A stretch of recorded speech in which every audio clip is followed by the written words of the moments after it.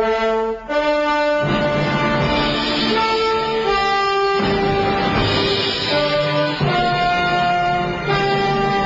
back to Shattering Myths. We're going to change the page, turn the page, if you will, and consider what Yahowah had to say in his Torah. It was an interesting statement that crossed my eye this morning as I was preparing for the program.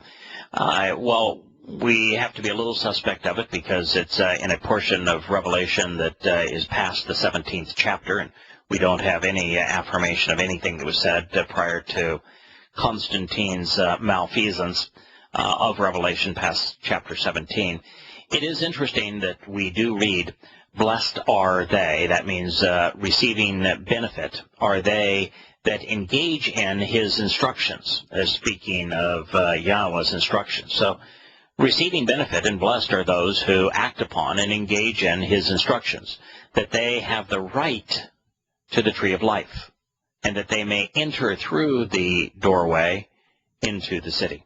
The city, of course, is the new Jerusalem, and the instructions are found in Yahweh's book of instructions called the Torah. And the tree of life, of course, is a reference to what Yahusha did to enable the covenant's benefits and fulfill Passover. And so it's here we have God himself explaining what the purpose was of the tree of life and what it represents. So if we return back to the statement that we were considering from Yahweh at the conclusion of yesterday's program, this is what we read.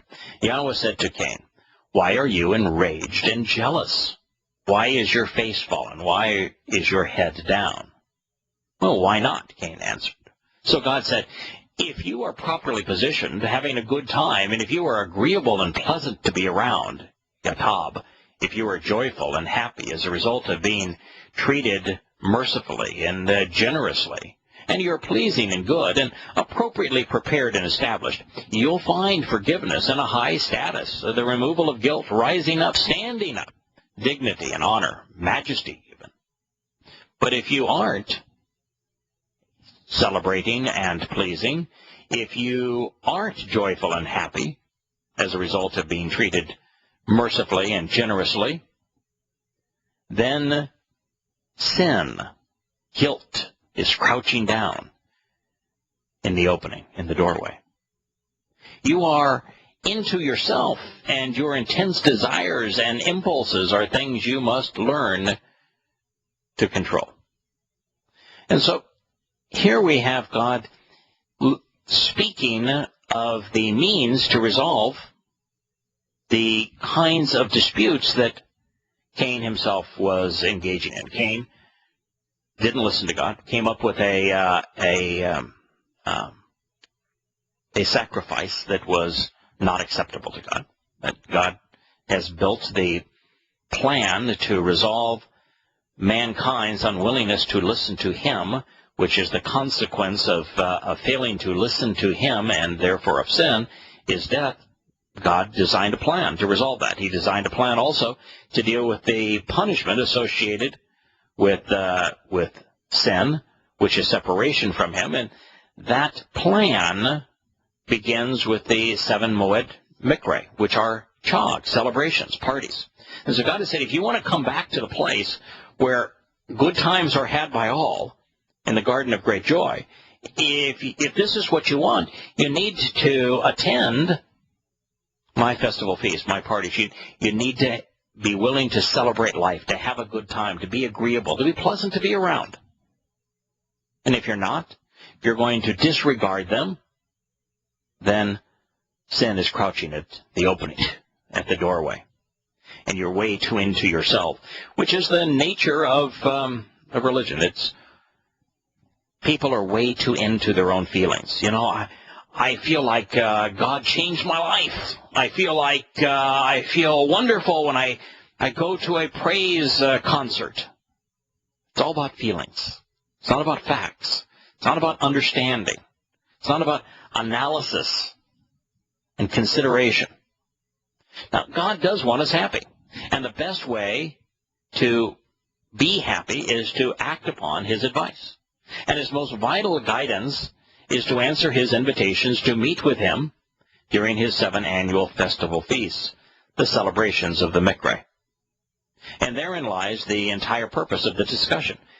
Abel followed Yah's lead, and Cain did not. One found itself accepted and favorably regarded, and the other was ignored and rejected. Heaven is for those who God values, and God values those who value him. Now, Cain's issues are central to mankind's problems. We are all too often guided by our emotions rather than our minds. That is to say, we rely on our nephesh soul, our consciousness, our animal nature, instead of our nesama, conscience, the ability to be discerning, discriminating, judgmental, and rational. As such, political and religious individuals coveting sex, power, and money have mercilessly and without constraint robbed and raped the masses without interruption for a better part of 6,000 years. Cain's problem is mankind's, our unwillingness to listen to God. Man's animal nature roars to the forefront, killing all that is good. Cain didn't listen, and carried away by cravings and rage, he murdered Abel. Then when God asked about the killing and what happened, he lied. He said, "I do not know. Am I my brother's observer?" Guardian, protector, shamar. You know, the shamar is one of the most active verbs in the whole of the Torah, prophets, and Psalms. You know, I think kara may be the single most important term, which means to read and recite, to be called out, to be invited, to be welcomed, to meet with God. Shamar is equally vital. It means to closely examine and carefully consider, to observe. He says, "I don't know what happened to my brother. Am I supposed to be observing him?" Is the question and the answer.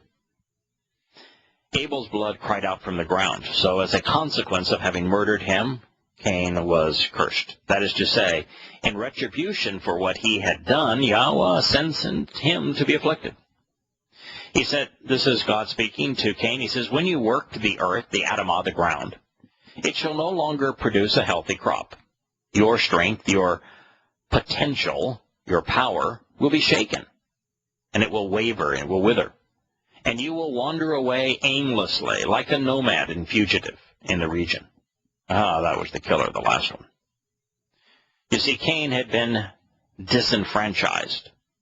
He not only committed a grievous sin, he rejected Yahowah's means to reconcile the relationship, which is the sacrificial lamb.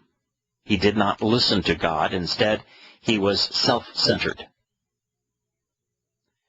And so, cast out of Yahowah's family, cast out of Yahowah's plan, he no longer had the potential to inherit Yah's power, and therefore his potential withered.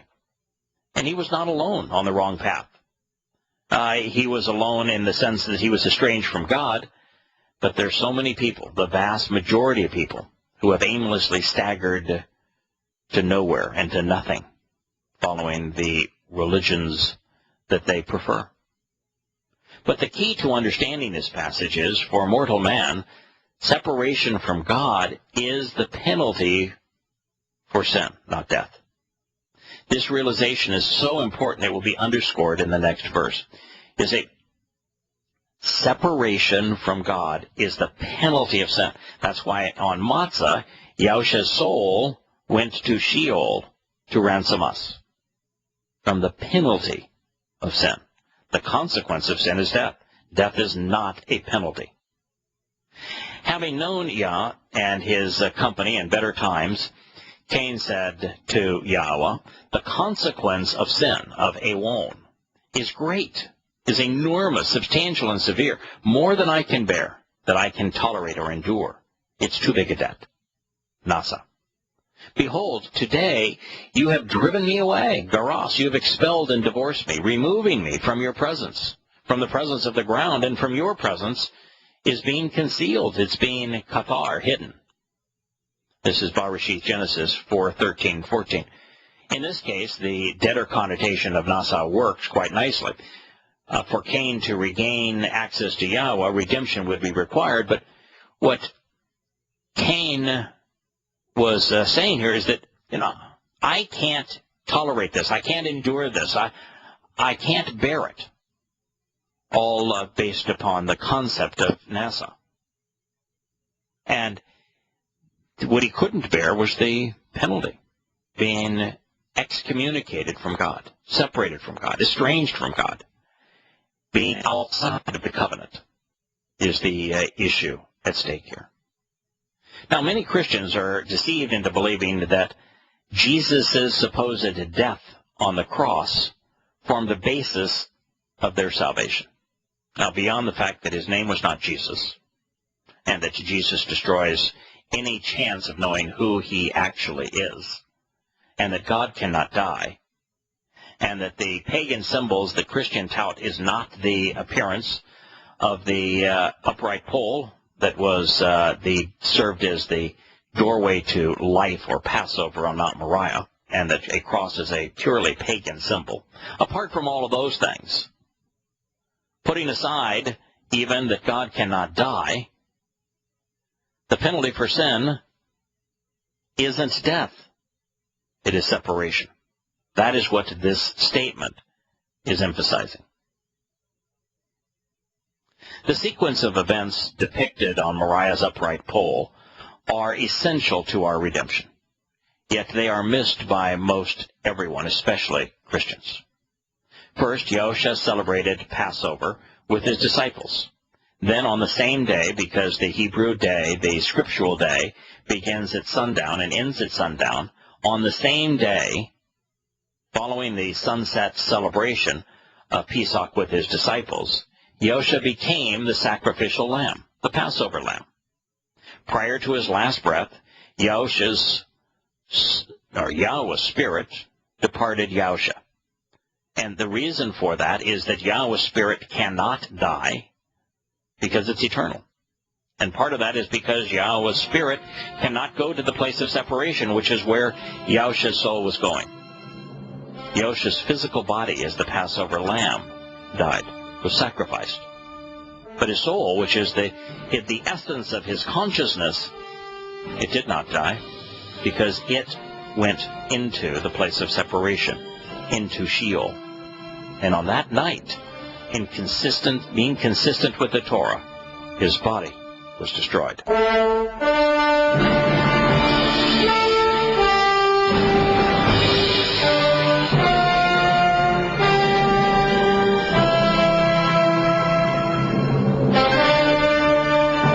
So as we consider what occurred in 33 CE, which was year 4000 Yah, and attempt to make sense of what occurred, to be consistent with Yah's testimony regarding what occurred, it is important that we recognize that Yahushua, on what was a Thursday evening in the year 33 CE, year 4000 Yah, celebrated Passover with his disciples.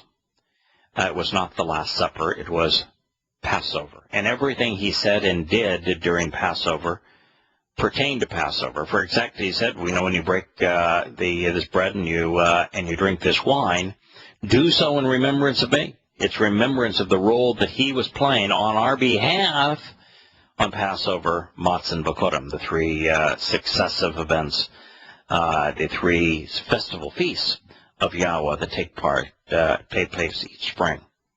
And so he was going to serve as the Passover lamb, and he wanted his disciples to recognize the reference to the bread and to the wine as it relates to the sacrifice of the Passover lamb.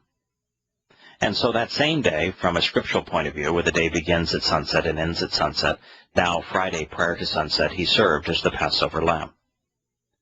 Prior to his body as the Passover lamb dying, his spirit went back to heaven. That's why he said, my God, why have you forsaken me?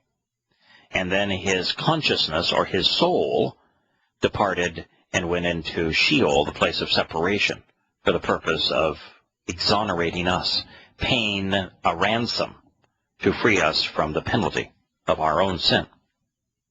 That night his body was destroyed, in keeping with the Torah's teaching as to what happens to the remains of the Passover lamb. Therefore, there could not have been a bodily resurrection. And then, on Matzah, his soul endured the torment of separation. So that on firstborn children, or Bikurim, Yahusha's soul and Yahweh's spirit were reunited. And a new child was born, a completely reformed, renewed creation. And this is the kind of existence that we will enjoy as we are enabled to celebrate Bikurim for real in Yahweh's presence. We become spiritual. We become energy-based. We will be able to transform any portion of our spiritual energy into matter when it serves our interest, and we will be energy-based when that is more beneficial, which it will be the vast majority of the time. It's why he was able to instantly appear on earth, but unrecognizable. It's why he's told the women in his life not to touch him outside of the garden. It's why then he said he was going to the Father, which he could do as an energy-based entity now, and why he could instantly teleport to and transport his energy and then appear physically on the road to Emmaus, 60 stadia from Jerusalem. Why he was not recognized there, because it wasn't the same body. And why then he could leave them after dining with them and suddenly appear coming through the wall of the upper room, and why his disciples did not recognize him, which was the only common theme of all of the Bikurim testimony. He was not recognizable.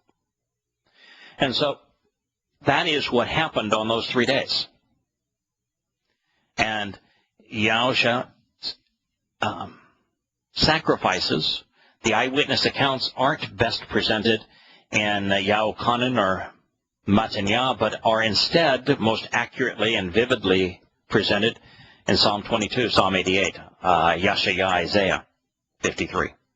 There you will find eyewitness accounts of precisely what would and did occur, provided by God himself, explaining what happened on Passover, Matzah, and Bikurim, and why those days were so important to our well-being. Now, Cain goes on to lament that apart from God's company, direction, and protection, he says, I shall stagger and be shaken, wandering aimlessly like a fugitive in the region, and it will be, and it shall be that anyone who finds out about me will kill me, or will put me to death. So there's some insights here that are really worth considering. If you are into yourself, if you're way too much occupied with your own feelings, if you're not willing to listen to God, if you ignore God's advice in terms of how to engage in the covenant, then you are going to stagger and be shaken, and you're going to wander aimlessly like a fugitive. That is the reality. There's only one way back into the Garden of Eden, into God's home, and that is to embrace his instructions, to listen to him and to act upon him, and not throw a tizzy fit to say, that I hate your way, I'm going to ignore your way, I'm mad as hell that you're being so uncompromising here and aren't willing to consider my way. And that's what's going to happen to all those who are religious. They're going to stagger, wandering aimlessly, just like Cain.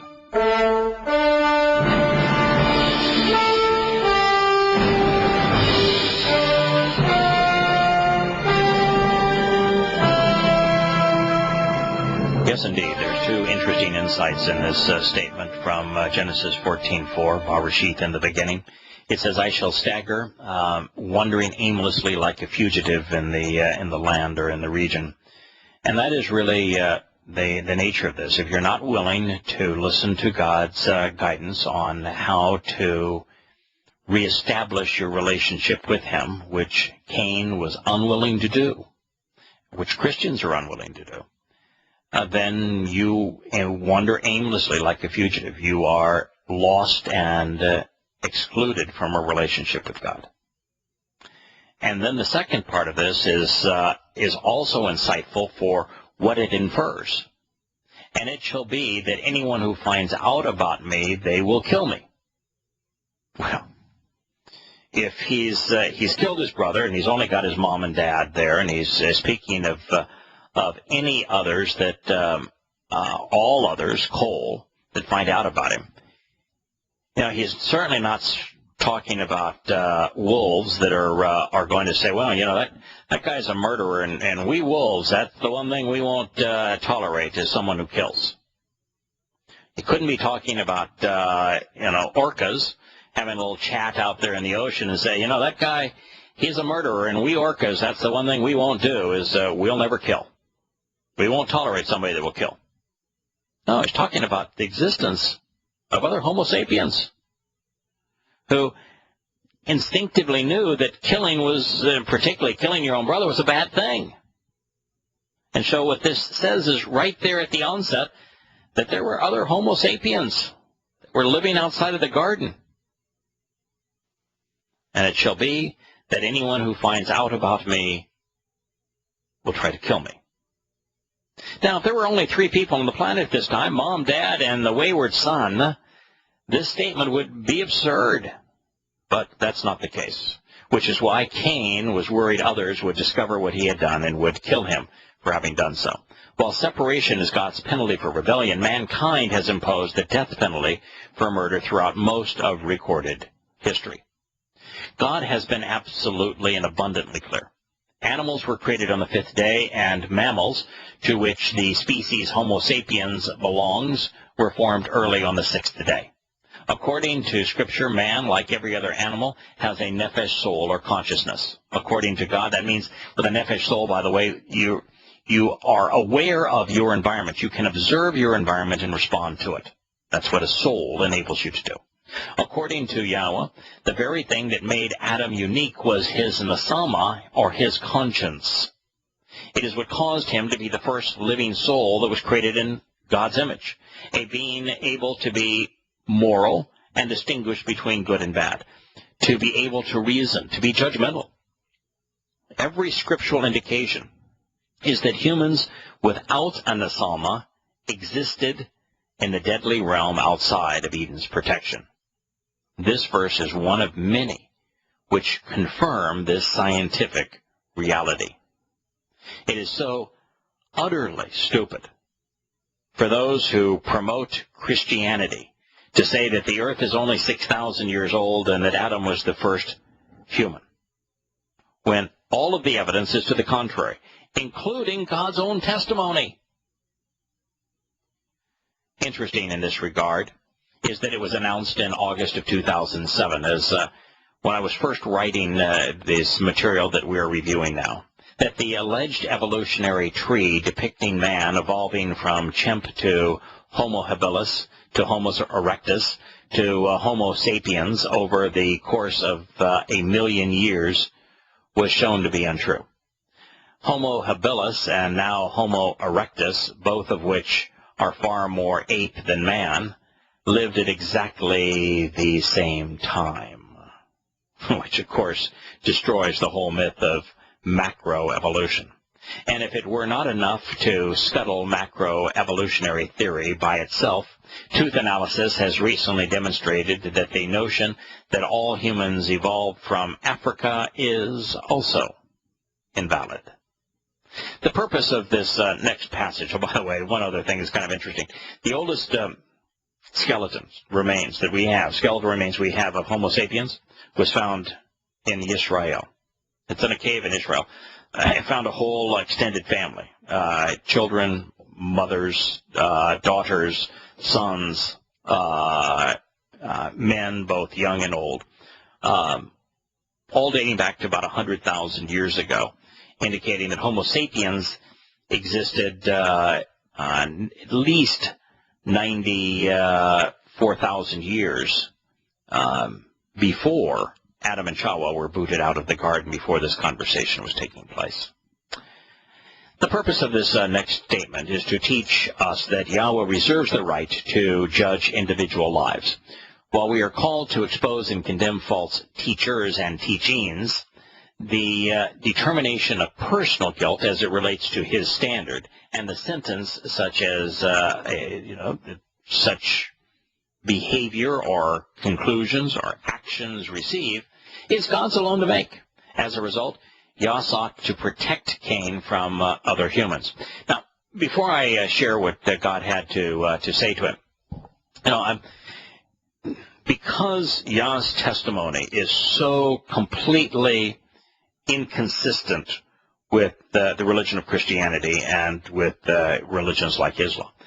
I'm very often asked by people who are hearing it for the first time that they want to know whether their mother or father or some relative who they just loved, who has passed away, but passed away clinging to a religious myth, is saved. And, my response is always, I'm not in the business, not my pay, way above my pay grade, to make a determination on an individual's fate. And I can tell you about the big picture, that Yahowah has a specific plan, a specific path that leads home, and that if you embrace the terms and conditions of the covenant, if you answer the invitations to meet with him on the festival feast known as the Mikre, you walk through that doorway of life known as Passover, and across the threshold that cleans your soul of matzah, and you therefore celebrate being adopted into his family on Bakurim, you're empowered and enriched by God on Shavuah, I can tell you that you're going to spend your eternity with Yahowah. And God's given us his word on it. And I can tell you that if you choose to embrace a religious myth instead, something that's contrary, you don't listen to God and you prefer your own way or a man's way, that you're going to be either eternally estranged from him based upon advocating these false doctrines, or at the end of a person's mortal existence, that will be the end of it. Their soul will be extinguished. They will cease to exist. That's what God says. Now, as it relates to Aunt Mabel, I don't know. I'm not interested in knowing, don't care to know, don't want to know, don't know, and not my job. Our job is to expose lies while witnessing to the truth. That we can do. We can tell people what is reliable for them, because it's what's reliable for everyone. But as it relates to judging an individual apart from the individual's proclamations, which are either political or religious, not something that we're called to do. Then Yahowah said to him, assuredly, anyone who slays Cain shall experience sevenfold retribution. And Yahowah placed a sign on Cain, lest someone who discovered him strike him. Now, this is Genesis 4:13 and 14. Do you think that Yahowah was telling us he was going to put a sign on him to keep the sharks at bay? You ever seen a sign on the bottom of the surfboard that says, shark, there's a person on top of the surfboard, not a seal. I would appreciate it if you not bite the surfer. And do you think the sign is going to prevail? If you're out in the middle of Africa and you've been noticed by a pride of lions, you think having a sign on your forehead that says, I'm a person, and because us people, well, I guess we do hunt lions, so we'll forget all about that. I'm a person, but I'd appreciate if you not eat me. That's going to work? Or have written words only communicated effectively among Homo sapiens? And therefore, when God says, I'm going to put a sign on Cain so that those who discover him don't strike him, he is affirming that Homo sapiens who could read existed outside of the garden at the time of Adam and Chawah's expulsion. That is what he is conveying. So here we find additional proof that there were humans around who could read, or at the very least, who had the capacity to interpret a sign. It would be senseless to think that wild animals were going to behave differently based upon a sign that God was going to put on Cain, and was going to punish carnivores. That God said, all right, boy, that's cheetah, that hedgehog, for striking Cain and thinking he's food, boy, I'm going to really punish that wolf. I mean, it's absurd. Man, it's just so sad that people are willing to take things from out of context and draw conclusions that are inconsistent with the evidence that's being provided for us.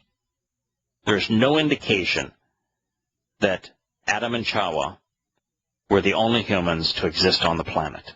They were just the only humans made in God's image, protected by him and engaging in the relationship in the Garden of Great Joy. And when they were expelled, they had to interact with others. One of Christendom's greatest myths, that of Adam being the only man in existence during his stay in Eden, is again pulverized by God's testimony. Then Cain went away, it reads, from the presence of Yahowah and settled in the land of Nod, east of Eden. Well, the land of Nod, which means lamenting and destitution, hopelessness, east of Eden, is that the land was named after an individual, Nod. Places were named after people, or at least types of people. Nod denotes the nomadic lifestyle of the early hunter-gatherers, something as a farmer Cain would have loathed. You see, Nod speaks of homeless wanderings.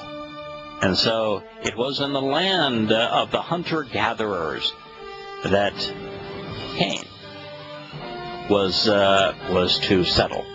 And this certainly infers that there were not only people, but societies of individuals. We'll be back in a moment.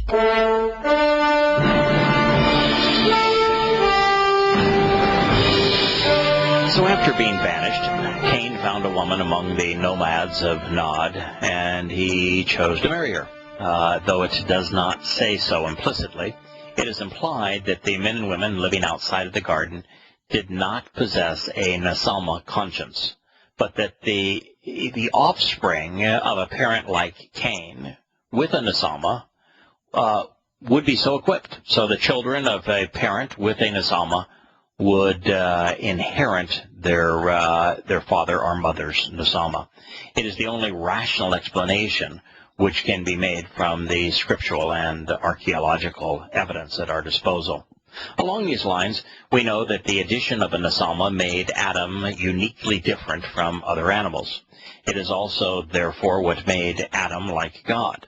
Further, we know that the children inherit a Nasama from their parents because Cain would not have been judged if he were incapable of knowing right from wrong.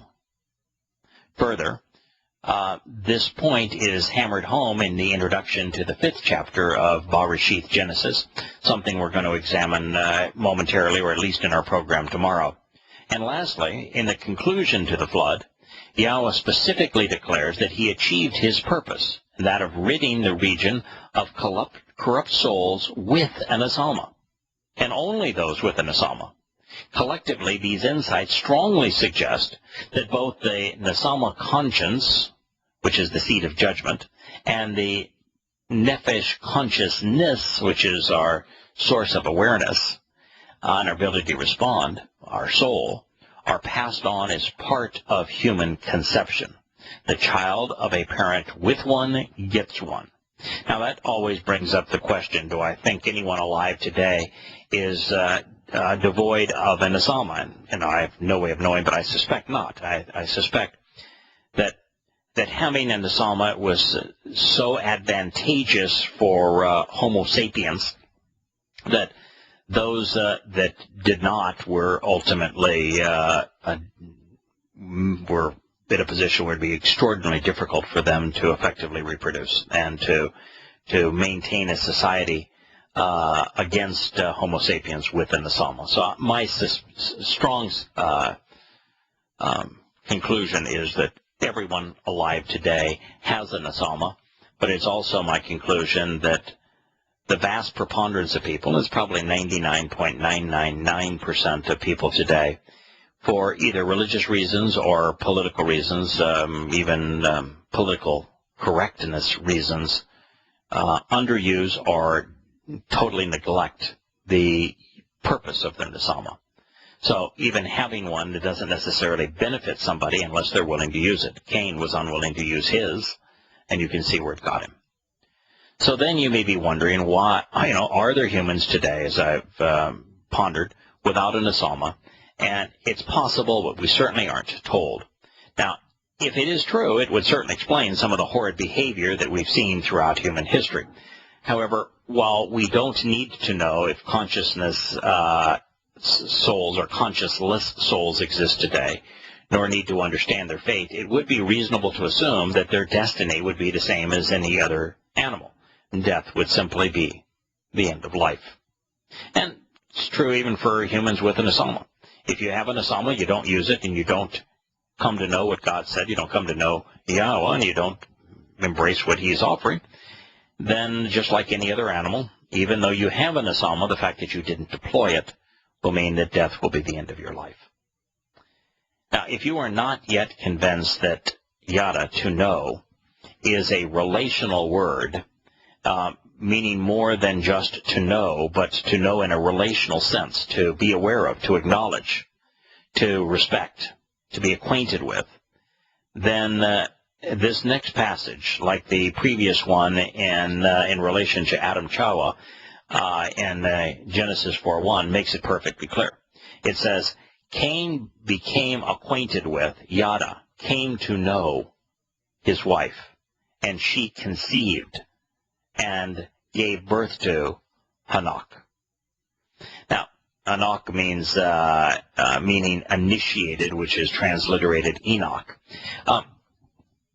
This idea of yada, and the first book that I wrote based upon Yahweh's testimony was called Yada Yah, which is to know Yah, to be acquainted with Him, to acknowledge Him, even to understand Him. But yada, in this sense, is a relational term. It speaks of knowing in a relational context.